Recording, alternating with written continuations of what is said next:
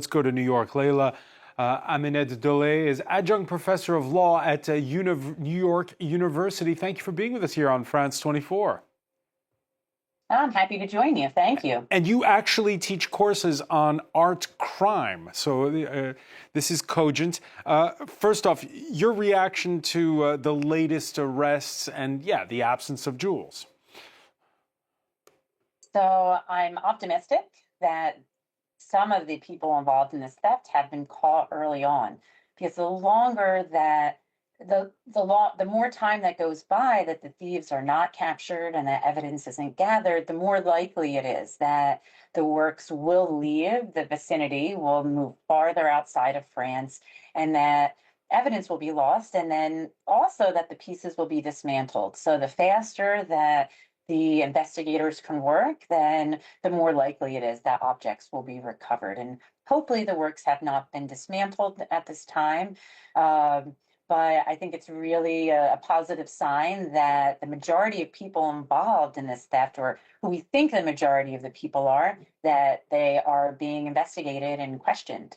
Yeah, this is a number of people now. This is not just one person walking in and taking a canvas off a wall. And so as a result, what does that tell you? What kind of a crime syndicate can it be? Well, clearly it's a very well planned out theft. The thieves knew which windows to use, which balconies to access, ones that didn't have the proper security, the ones that didn't have the proper camera footage being recorded. So it was planned out well. Often when these thefts take place, they are by a gang. They're usually not the glamorous thefts that we see in films with beautiful movie stars engaged in acrobatics, but rather involve violence and involve gangs that then take property and circulate it on the black market.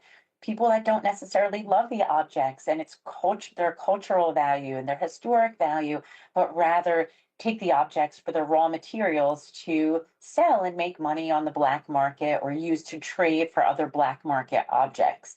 What we know so far, as you mentioned, about the individuals involved with the theft is that they do have background in crime, whether it be petty crime or minor crimes.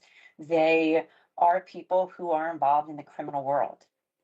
Now, it would be a lot easier for them, as has been done numerous times before, to ram a car or truck into one of the big jewelry stores, Place Vendôme. Why hit the Louvre?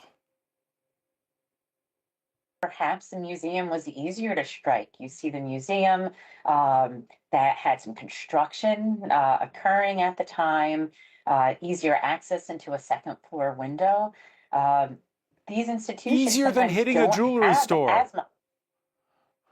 Excuse me? Easier than hitting a jewelry store.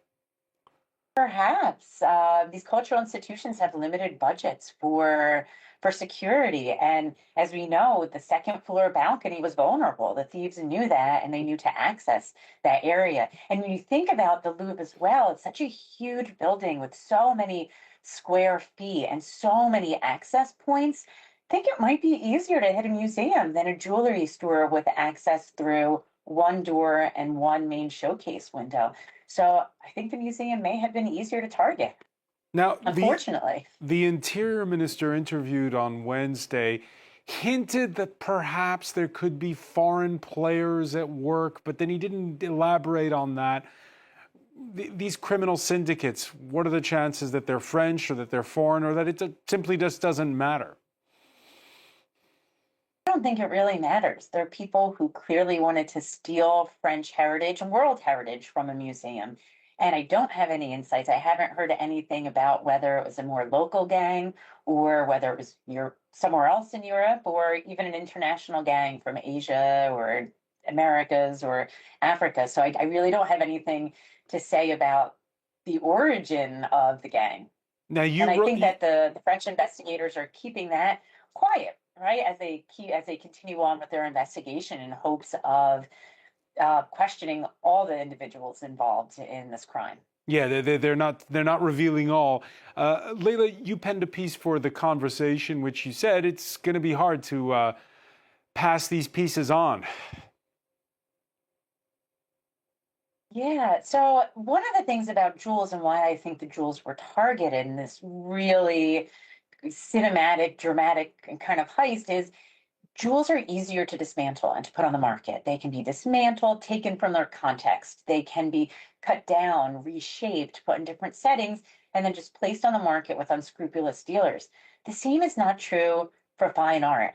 Fine art, once you steal something that's recognizable, you absolutely do not want to cut it down. You don't want to change it because that original work with that original attribution, something that's authentic and viewed with value on the art market, you cannot alter. And the really worrisome thing about when thieves steal jewels, objects made of precious metals to melt down, is that those works unfortunately are harder to find and they're more likely to be altered quickly and then put on the market.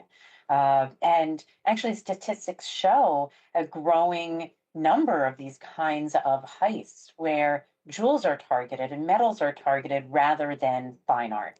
Increasing number. Quick final question for you, Leila Amineddoleh. What's the question that your students have fielded to you that's kind of got you wondering?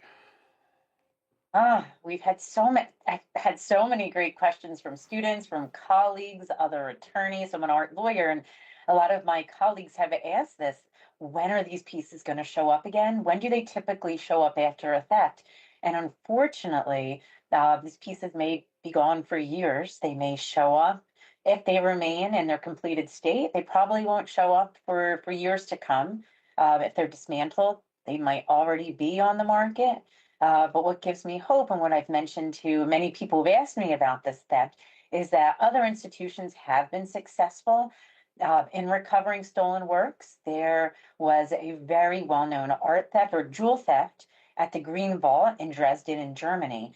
And I think about a year after the theft, most of the jewels were recovered after the thieves cooperated with authorities and provided information about other members of the syndicate. So hopefully that happens here. I hope the questioning is going well, is proceeding well with the French authorities, and hopefully these works can be recovered. And at that point, I hope they are protected better with better security throughout the entire region. Indeed, Leila.